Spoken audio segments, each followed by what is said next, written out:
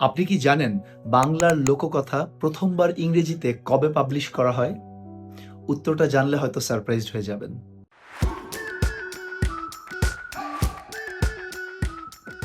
আজকে যেই বই নিয়ে কথা বলবো সেটা হলো এই বইটা, 'Bengal fairy tales' by Francis Bradley Burt. Francis নামক এই ভদ্রলোক ব্রিটিশ ভারতে দীর্ঘদিন কর্মরত ছিলেন। তো তিনি বাংলা বিভিন্ন লোককথা বিভিন্ন অঞ্চল থেকে সংগ্রহ করে একটা বই আকারে পাবলিশ করার ডিসিশন নিলেন এবং অবনীন্দ্রনাথ ঠাকুরকে তিনি রিকোয়েস্ট করলেন এই বইয়ের জন্য কিছু চিত্র এঁকে দিতে।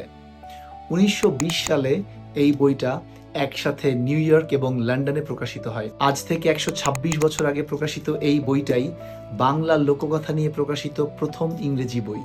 বাংলাদেশে এই বইটা প্রকাশ করেছে বিপ্রতীপ প্রকাশনা।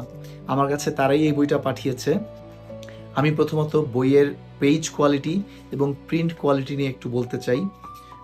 আমি একটু দেখাবো আপনাদেরকে বইটার পেজ এবং প্রিন্ট কোয়ালিটি এতটা প্রিমিয়াম এবং এত সুন্দর, এবং তার উপরে আমি চিত্রকর্মগুলো একটু দেখাচ্ছি। অবনীন্দ্রনাথ ঠাকুর এই বইয়ের জন্য যেসব ছবি এঁকেছিলেন সেগুলো এখানে অ্যাড করে দেওয়া হয়েছে, এবং এই ছবিগুলোর প্রিন্ট কোয়ালিটিও এতটাই সুন্দর, এই বইটা একবার দেখলেই আপনার মনে হবে যে আপনি কালেক্ট করে রাখেন। তাছাড়া এটা কিন্তু শুধুমাত্র একটা বই না, এটা বাংলা লোককথার ঐতিহাসিক একটা স্মারক। আমি মনে করি একজন বাঙালি হিসেবে এই বইটা অবশ্যই আমাদের সংগ্রহে থাকা উচিত। Happy reading.